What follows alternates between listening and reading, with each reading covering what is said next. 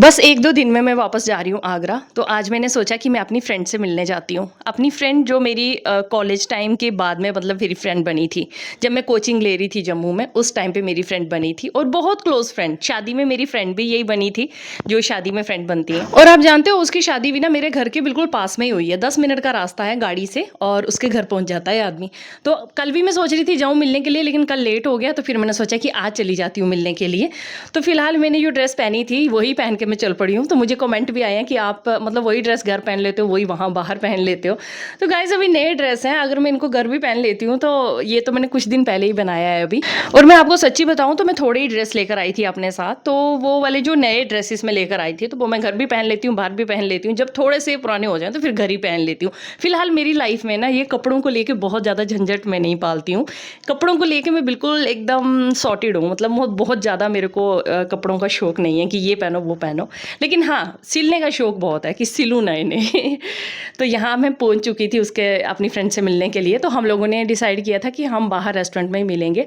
तो मैं रेस्टोरेंट में ही आ गई थी, तो वो भी वहाँ पहुँच गई थी। तो उनके भी 2 बच्चे हैं, एक बेटा एक बेटी है और मेरे बच्चे भी। हम सब लोग चले गए थे वहाँ और वहाँ बैठे और बस कुछ ऑर्डर करते रहे, साथ साथ में गप्पे मारते रहे। पहले हम लोग बैठे हुए थे, फिर उनके हस्बैंड भी आ गए, फिर हम सब लोग साथ में बैठ के साथ साथ में कुछ खा रहे थे। सबसे बड़ी बात है कि वो प्याज लहसुन नहीं खाती हैं बिल्कुल भी, तो इसीलिए ना बड़ा ही चुन के चीज़ें मंगवाई जा रही थी कि जिसमें प्याज लहसुन ना हो। फिलहाल बच्चों के लिए तो प्याज लहसुन वाली चीज़ें सब आ रही थी, लेकिन उनके लिए बिल्कुल सिंपल से नूडल्स मंगवाए थे जिसमें कोई प्याज नहीं है, कुछ नहीं है। चाट मंगवाया था, वो भी बिल्कुल सिंपल सा।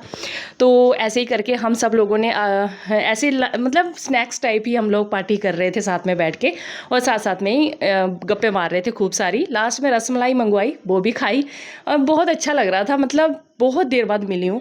हर बार बोलती है मेरे को आजा आजा हम साथ में बैठते हैं, लेकिन मेरे को टाइम ही नहीं मिलता। बस मैं अपने कामों में उलझी रहती हूँ, वो अपने कामों में उलझी रहती है और ज़िंदगी बस ऐसे ही चलती रहती है। काफ़ी देर हम साथ में बैठे, फिर उसके बाद हम निकले घर जाने के लिए। फिर बोलने लगी कि आप मेरे घर चलो। मैंने कहा चलो भाई चलते हैं आपके घर। फिर हम जैसे उनके घर पहुँचे ना, अभी उन्होंने पूरा घर अपना चेंज करवा दिया है, मतलब टाइल्स वगैरह मार्बल वगैरह पूरा चेंज हो चुका है। और सबसे बड़ी बात है कि कान्हा जी का एक अलग रूम है उनके घर में। जैसे ही मैंने उस मूर्ति को देखा ना, मुझे ऐसे लगा सच में कान्हा जी बैठे हुए हैं इसमें। मतलब बहुत प्यारी और बहुत पूजा करती है वो, बहुत ज़्यादा। मतलब पहले इतनी पूजा पाठ नहीं करती थी, अब बहुत पूजा करती है। और मुझे ये देख के इतना अच्छा लगा ना, सच में बहुत पॉजिटिविटी आई, मतलब ऐसे फील हुई उनके घर में।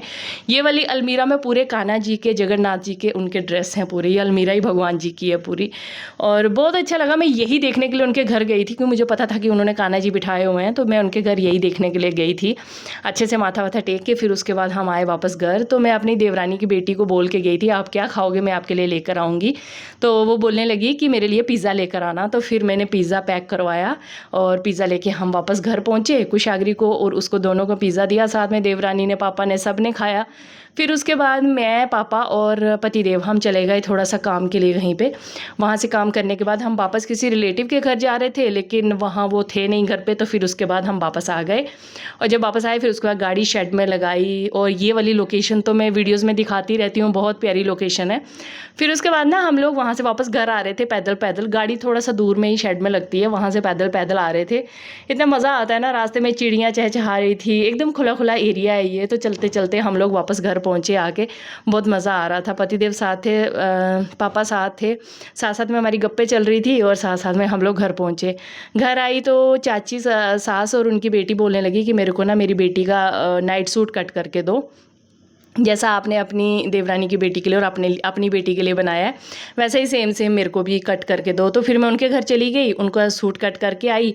फिर आके मैंने बनाया अम्बल आम का। तो इन दिनों में तो आम का अम्बल डेली बन जा रहा है, कभी आम की चटनी, कभी आम का अम्बल, ये सब डेली चल रहा है आजकल हमारा। तो मतलब कोई भी दाल चावल होगा ना, उसके साथ आम का अम्बल होगा या चटनी होगी तो बहुत टेस्ट आएगा। तो बस यहाँ पे मैंने ना सौंफ, मेथी दाना और थोड़ा सा जीरा डाल के उसको भून के, प्याज डाल के, फिर हल्दी नमक मिर्च डाल के अच्छे से इसको भून के, और फिर जो मैंने आम, ये पके हुए आम है, खट्टे मीठे वाले पके हुए आम होते हैं ना, उसको इसका छिलका निकाल के बस थोड़ा सा पानी डाल के उसको मैंने ऐसे मैश कर लिया था। तो ये अम्बल बना दिया और अब हम करते हैं डिनर। फिर मिलती हूँ नए व्लॉग में आपसे।